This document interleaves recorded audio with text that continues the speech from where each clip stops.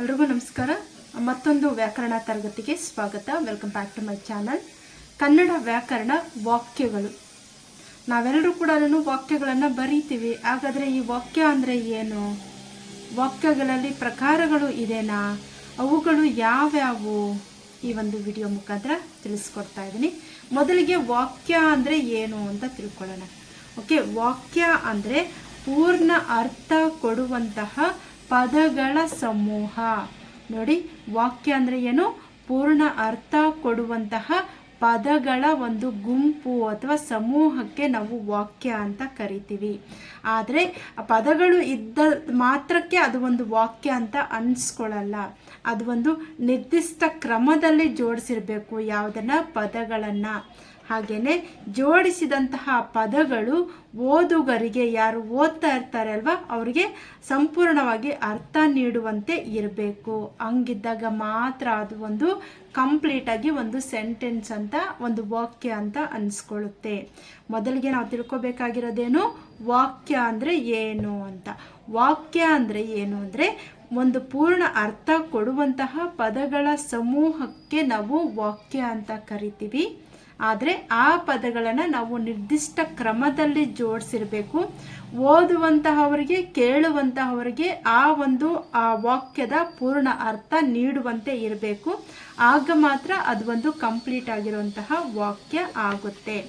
ಒಂದು ಉದಾಹರಣೆ ಹೇಳ್ತೀನಿ ನೋಡಿ. ಈಗ ರೇಖಾ ಶಾಲೆಗೆ ಹೋಗುತ್ತಾಳೆ, ಇದು ಒಂದು ಸಂಪೂರ್ಣವಾದಂತಹ ವಾಕ್ಯ. ಅದೇ ವಾಕ್ಯನ ನಾವು ಹೀಗೆ ಹೇಳ್ಬೋದಾ? ಹೋಗುತ್ತಾಳೆ ಶಾಲೆಗೆ ರೇಖಾ. ಹೀಗೆ ಹೇಳಿದ್ರೆ ಅದು ಅರ್ಥ ನಮಗೆ ಕೊಟ್ಟರು ಕೂಡ ಅದನ್ನು ನಾವು ನಿರ್ದಿಷ್ಟವಾಗಿ ಕ್ರಮಬದ್ಧವಾಗಿ ಜೋಡಿಸಿಲ್ಲ. ಆ ಕಾರಣಕ್ಕೇನೆ ಈ ವಾಕ್ಯ ರಾಂಗ್ ಆಗುತ್ತೆ. ಮೊದಲನೇ ವಾಕ್ಯ ರೇಖಾ ಶಾಲೆಗೆ ಹೋಗುತ್ತಾಳೆ ಅನ್ನೋದು ಕರೆಕ್ಟು, ಹೋಗುತ್ತಾಳೆ ಶಾಲೆಗೆ ರೇಖಾ ಅನ್ನೋದು ರಾಂಗು. ಪದಗಳು ಇವೆ ಅಂದರೆ, ಆದರೆ ಪದಗಳು ಇಲ್ಲಿ ಇದ್ದಾವೆ, ಆದರೆ ಸರಿಯಾದ ಅರ್ಥ ನಮಗೆ ಇಲ್ಲ. ಆ ಕಾರಣಕ್ಕೆ ಈ ಮೊದಲನೇ ವಾಕ್ಯ ನಮಗೆ ಕರೆಕ್ಟು. ವಾಕ್ಯಗಳಲ್ಲಿ ಕರ್ತೃಪದ, ಕರ್ಮಪದ, ಕ್ರಿಯಾಪದಗಳು ಸಾಮಾನ್ಯವಾದಂತಹ ವಾಕ್ಯದಲ್ಲಿ ಇವುಗಳು ಇರ್ತವೆ. ಯಾವ್ದ್ಯಾವುದು ಅಂದರೆ ಕರ್ತೃ, ಕರ್ಮ, ಕ್ರಿಯಾಪದಗಳು ಇರ್ತವೆ. ಕರ್ತೃ ಅಂದರೆ ಏನು? ಯಾರು ಕೆಲಸವನ್ನು ಮಾಡ್ತಾರೆ ಅವರಿಗೆ ಕರ್ತೃ ಅಂತೀವಿ.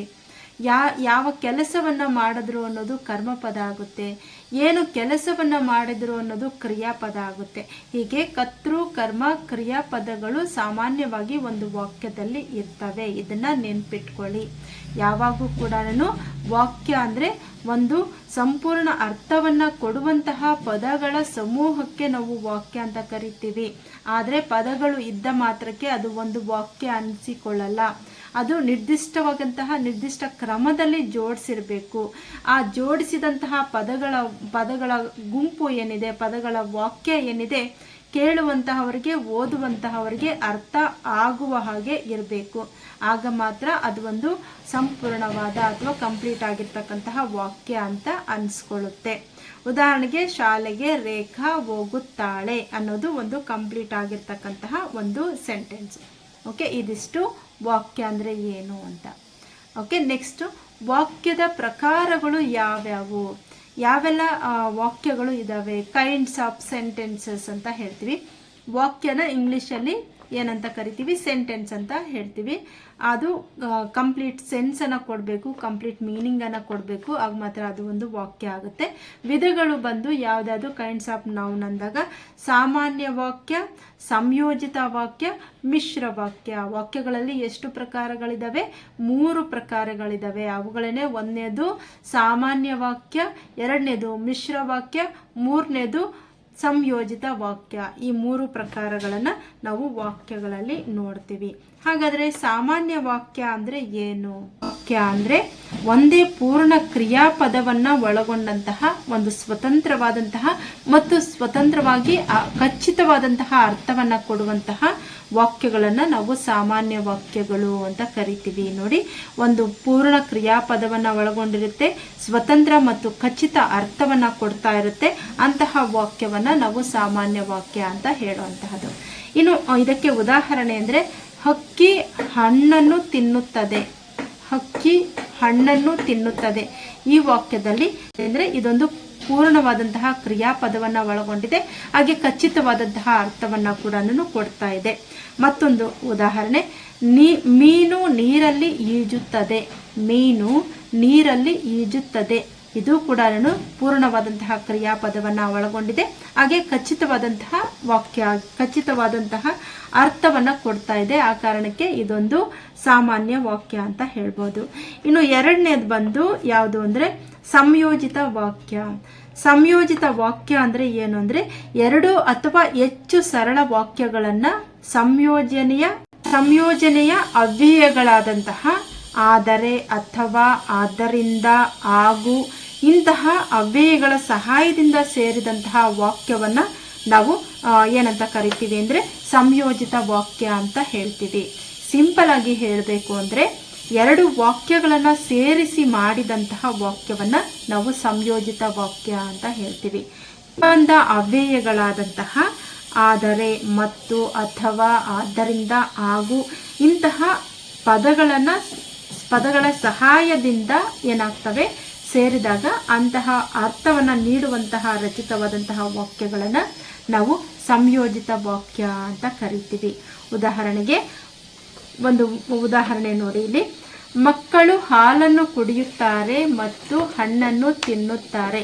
ಇಲ್ಲಿ ಮತ್ತು ಅನ್ನುವಂತಹದ್ದು ಒಂದು ಸಹಾಯಕ ಪದ ಆಗಿದೆ, ಆದ್ದರಿಂದ ಇದನ್ನು ಸಂಯೋಜಿತ ವಾಕ್ಯ ಅಂತ ಹೇಳ್ತೀವಿ. ಇನ್ನು ಎರಡನೇದು, ಬೆಕ್ಕು ಕಿಟಕಿಯಿಂದ ಹಾಲು ಕುಡಿಯಲು ಮನೆಯೊಳಗೆ ಬಂದಿತು, ಆದರೆ ಮನೆಯೊಳಗೆ ಹಾಲು ಇರಲಿಲ್ಲ. ಆದರೆ ಅನ್ನುವಂತಹದ್ದು ಇಲ್ಲಿ ಸಂಯೋಜಿತ ವಾಕ್ಯ ಆಗುತ್ತೆ. ಮುಂದಿನ ಉದಾಹರಣೆ, ಮಕ್ಕಳು ಶಾಲೆಗೆ ಬರುತ್ತಾರೆ, ಆದರೆ ಸರಿಯಾದ ವಾಹನ ವ್ಯವಸ್ಥೆ ಇರುವುದಿಲ್ಲ. ಆದರೆ ಎನ್ನುವಂತಹದ್ದು ಇಲ್ಲಿ ಸಂಯೋಜಿತ ವಾಕ್ಯ, ಸಹಾಯಕ ಅವ್ಯಯ ಇಲ್ಲಿ ಸೇರ್ಕೊಂಡಿದೆ. ಆ ಕಾರಣಕ್ಕೆ ಇದೊಂದು ಸಂಯೋಜಿತ ವಾಕ್ಯ ಆಗುತ್ತೆ. ನೆಕ್ಸ್ಟ್, ನಿಮಗೆ ಒಂದು ವಾಕ್ಯವನ್ನು ಕೊಟ್ಟು ಇದು ಯಾವ ವಾಕ್ಯ ಅಂತ ಪ್ರಶ್ನೆನ ಕೇಳ್ತಾರೆ. ಆಪ್ಷನ್ಸ್ ಬಂದು ಸರಳ ವಾಕ್ಯ, ಮಿಶ್ರ ವಾಕ್ಯ, ಸಂಯೋಜಿತ ವಾಕ್ಯ, ಯಾವುದೂ ಅಲ್ಲ ಅಂತ ಕೊಡ್ತಾರೆ. ಆ ಸಂದರ್ಭದಲ್ಲಿ ನೀವು ನೋಡ್ಕೋಬೇಕು. ಮೊದಲನೇದು ಸಂಪೂರ್ಣವಾದಂತಹ ಒಂದು ಕ್ರಿಯಾಪದವನ್ನು ಒಳಗೊಂಡಿರುತ್ತೆ, ಖಚಿತ ಅರ್ಥವನ್ನು ಕೊಟ್ಟರೆ ಅದು ಸಾಮಾನ್ಯ ವಾಕ್ಯ ಆಗುತ್ತೆ. ಸಂಯೋಜಿತ ವಾಕ್ಯ ಅಂದರೆ ಸಹಾಯಕ ಅವ್ಯಯಗಳಾದಂತಹ ಆದರೆ, ಮತ್ತು, ಹಾಗೂ, ಇಲ್ಲಿ ನಾವು ಅಥವಾ, ಆದ್ದರಿಂದ ಇಂತಹ ಪದಗಳು ವಾಕ್ಯವನ್ನು ಸೇರಿಸ್ತಾ ಇರ್ತವೆ. ಅಂತಹ ವಾಕ್ಯವನ್ನು ನಾವು ಏನಂತ ಕರಿತೀವಿ ಅಂದರೆ ಸಂಯೋಜಿತ ವಾಕ್ಯ ಅಂತ ಕರಿತೀವಿ. ಮೂರನೇದು ಯಾವುದು? ಮಿಶ್ರ ವಾಕ್ಯ. ಮಿಶ್ರ ವಾಕ್ಯ ಎಂದರೆ ಏನು ಅಂದರೆ ಒಂದು ಅಥವಾ ಅನೇಕ ವಾಕ್ಯಗಳು ಒಂದು ಪ್ರಧಾನ ವಾಕ್ಯಕ್ಕೆ ಸೇರ್ಕೊಂಡಿರ್ತವೆ ಅಥವಾ ಅಧೀನ ಆಗಿರ್ತವೆ. ಅಂತಹ ವಾಕ್ಯಗಳನ್ನು ನಾವು ಮಿಶ್ರ ವಾಕ್ಯಗಳು ಅಂತ ಕರೆಯುವಂತಹದ್ದು. ನೋಡಿ, ಒಂದು ಪ್ರಧಾನವಾದಂತಹ ವಾಕ್ಯ, ಆ ಪ್ರಧಾನ ವಾಕ್ಯಕ್ಕೆ ಅಧೀನ ವಾಕ್ಯಗಳು ಕೂಡ ಇರ್ತವೆ. ಅಂತಹ ವಾಕ್ಯವನ್ನು ನಾವು ಏನಂತ ಕರಿತೀವಿ ಅಂದರೆ ಮಿಶ್ರ ವಾಕ್ಯ ಅಂತ ಕರಿತೀವಿ. ಉದಾಹರಣೆಗೆ, ತಮ್ಮ ಗ್ರಾಮಕ್ಕೆ ಹೆಚ್ಚು ಬಸ್ಸು ಬರುವುದೆಂದು ತಿಳಿದು ಗ್ರಾಮಸ್ಥರು ಸಂತಸಪಟ್ಟರು. ನೋಡಿ, ಇನ್ನೂ ಸಿಂಪಲ್ ಆಗಿ ವಾಕ್ಯ ತಗೊಂಡು ಹೇಳಬೇಕು ಅಂದರೆ ಒಂದು ವಾಕ್ಯಕ್ಕೆ, ಒಂದು ಮುಖ್ಯ ವಾಕ್ಯಕ್ಕೆ ಹೆಚ್ಚು ಅಧೀನ ವಾಕ್ಯಗಳು ಅಥವಾ ಉಪವಾಕ್ಯಗಳು ಸೇರಿರುವಂತಹ ವಾಕ್ಯವನ್ನೇ ನಾವು ಮಿಶ್ರ ವಾಕ್ಯ ಅಂತ ಹೇಳ್ತೀವಿ. ಉದಾಹರಣೆಗೆ ಸಿಂಪಲ್ ಆಗಿರುವಂಥ ಉದಾಹರಣೆ ಹೇಳ್ತೀನಿ ನೋಡಿ. ನಾನು ಬಂದಾಗ ಅವನು ಹೋಗಿದ್ದನು. ಇಲ್ಲಿ ಅವನು ಹೋಗಿದ್ದನು ಅನ್ನೋಂತಹದ್ದು ಮುಖ್ಯ ವಾಕ್ಯ. ನಾನು ಬಂದಾಗ ಅನ್ನೋದು ಅಧೀನ ವಾಕ್ಯ, ಆಶ್ರಿತ ವಾಕ್ಯ. ಇಲ್ಲಿ ಆದರೂ ಕೂಡ ನಾವಿಲ್ಲಿ ಏನು ಮಾಡ್ತಿದ್ವಿ, ಆದರೂ, ಎಂದು, ಆದರೆ ಮೊದಲಾದಂತಹ ಪದಗಳನ್ನು ಬಳಸಲಾಗುತ್ತೆ. ಇಂತಹ ಪದಗಳನ್ನು ನಾವು, ಇಂತಹ ವಾಕ್ಯಗಳನ್ನು ನಾವು ಏನಂತ ಕರಿತೀವಿ ಅಂದರೆ ಮಿಶ್ರ ವಾಕ್ಯ ಅಂತ ಹೇಳ್ತೀವಿ. ಇಲ್ಲಿ ಸಿಂಪಲ್ ಆಗಿ ಹೇಳಬೇಕು ಅಂದರೆ ಮುಖ್ಯ ವಾಕ್ಯ ಪ್ಲಸ್ ಉಪವಾಕ್ಯ ಅಥವಾ ಆಶ್ರಿತ ವಾಕ್ಯ ಇರುತ್ತದೆ ಎಲ್ಲಿ? ಮಿಶ್ರ ವಾಕ್ಯದಲ್ಲಿ. ಇಷ್ಟನ್ನು ಅರ್ಥ ಮಾಡ್ಕೊಳ್ಳಿ.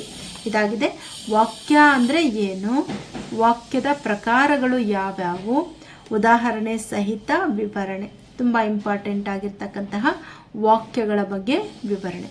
ಧನ್ಯವಾದಗಳು.